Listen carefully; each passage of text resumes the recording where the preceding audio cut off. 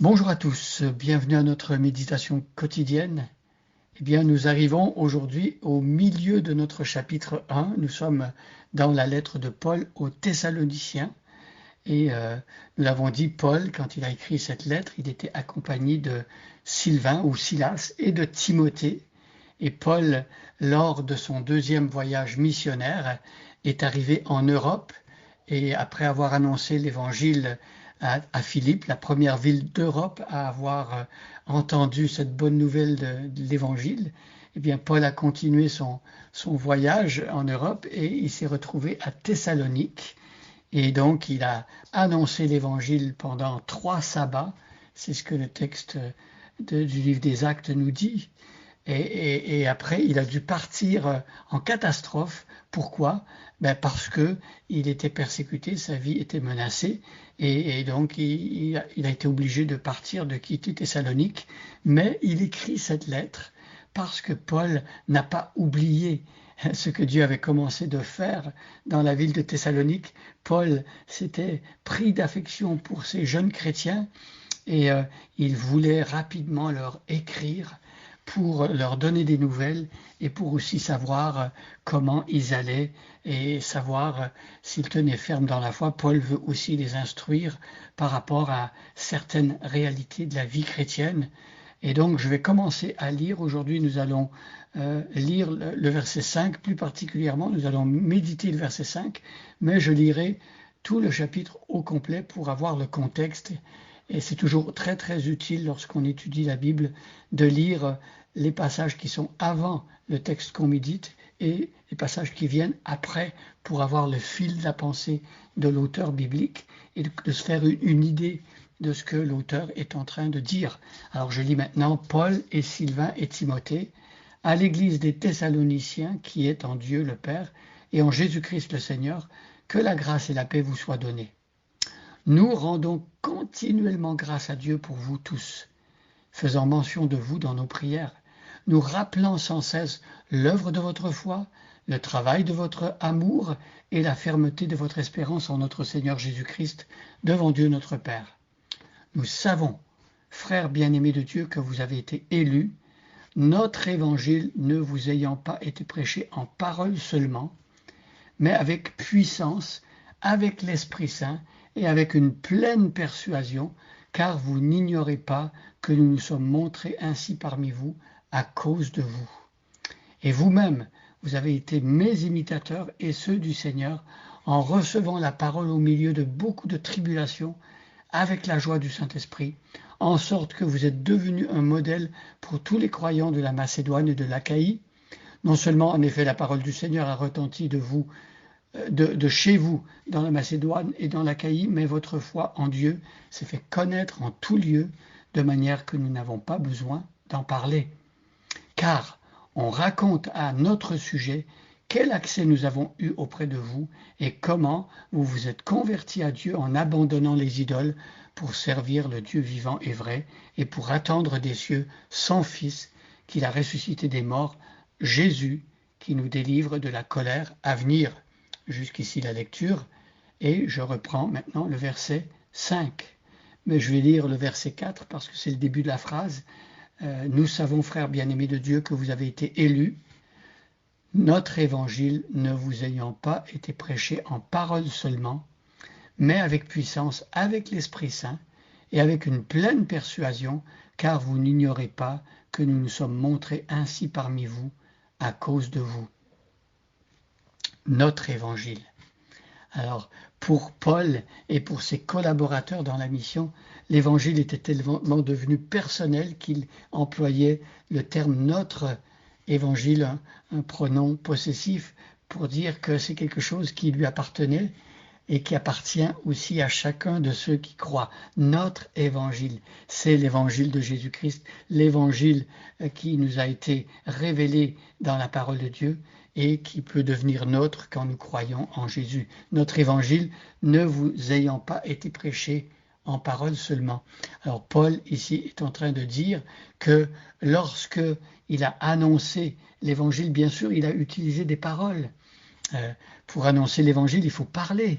C'est une proclamation. il faut employer des mots, mais ce ne sont pas que des mots. L'évangile, c'est autre chose que, par exemple, lire un roman ou lire un traité de morale, mais cet évangile, il est inspiré par l'Esprit Saint et ce ne sont pas seulement des paroles. Il y a une puissance qui se cache derrière l'évangile parce que l'évangile est inspiré de Dieu. Il a été soufflé par Dieu dans l'esprit et des écrivains bibliques. Et lorsqu'on annonce les paroles de l'évangile fidèlement telles qu'elles nous ont été révélées et données et transmises, eh bien, notre message est revêtu de puissance et d'Esprit Saint, ne vous ayant pas été prêché en parole seulement, mais avec puissance. L'évangile, l'apôtre Paul, dans l'Épître aux Romains, va dire « Je n'ai pas honte de l'évangile, c'est une puissance de Dieu pour le salut de quiconque croit. » Alors le mot puissance, dans le grec, c'est le mot dynamos, et qu'on traduit par dynamite. C'est comme une dynamite de Dieu, ce message. On peut imaginer l'impact que ce message il a. Il est puissant comme de la dynamite pour le salut de quiconque croit. Donc cet évangile à Thessalonique n'a pas été que des paroles vides, des paroles qui passent et qui ne produisent rien, mais ça a été un message puissant par l'Esprit Saint. On se souvient, le jour de la Pentecôte, la puissance de Dieu qui s'est manifestée. Les chrétiens, 3000 personnes qui ont entendu l'évangile ce jour-là se sont convertis, ils ont été transformés. Eh bien, c'est ce que l'Esprit Saint produit. Quand l'Esprit Saint investit la vie d'une personne, lorsque l'évangile est prêché, eh bien, l'Esprit Saint va transformer des vies. Alors, notre évangile n'a pas été prêché en parole seulement, mais avec puissance, avec l'Esprit Saint. Mes amis, lorsque nous prêchons l'évangile, sachons que c'est une puissance et que l'Esprit Saint agit par sa parole. Et si nous voulons voir le Saint-Esprit agir, prêchons l'évangile, annonçons l'évangile à l'instar des chrétiens qui ont entendu l'évangile à Thessalonique et de Paul et Sylvain et Timothée qui l'ont annoncé. Alors, notre évangile n'a pas été prêché en parole seulement, mais avec puissance, avec l'Esprit Saint et avec une pleine persuasion. Alors, lorsque nous témoignons, lorsque nous évangélisons, bien sûr que nous avons envie de persuader. Nous ne parlons pas d'une manière neutre, nous avons vraiment envie que les gens qui écoutent notre message soient persuadés que ce message est vrai. Mais il faut savoir que Jésus a dit dans l'évangile de Jean, il a dit au chapitre 16 que le Saint-Esprit convaincra le monde de péché, de justice et de jugement. Alors cette pleine persuasion que Dieu nous donne quand on prêche, elle vient du Saint-Esprit et c'est le Saint-Esprit qui va convaincre les personnes qui sont devant nous que le message qu'on leur enseigne est vrai et qu'on est appelé à y répondre positivement. Car vous n'ignorez pas que nous nous sommes montrés ainsi parmi vous à cause de vous. Alors ici l'apôtre Paul explique que lui et ses collègues Timothée et Silas ont prêché l'évangile avec le désir de persuader. Ils ont prêché l'évangile sachant eux-mêmes que le message qu'ils portaient est puissant. Ils ont prêché l'évangile avec la plénitude du Saint-Esprit. Et c'est dans cet état d'esprit-là qu'ils se sont montrés parmi les Thessaloniciens, des chrétiens persuadés, convaincus que la parole de Dieu est vraie, et des chrétiens aussi qui comptent sur la puissance du Saint-Esprit pour convaincre. Et eux savaient que cet évangile est puissant. Et ils ont fait cela parmi les Thessaloniciens à cause de vous.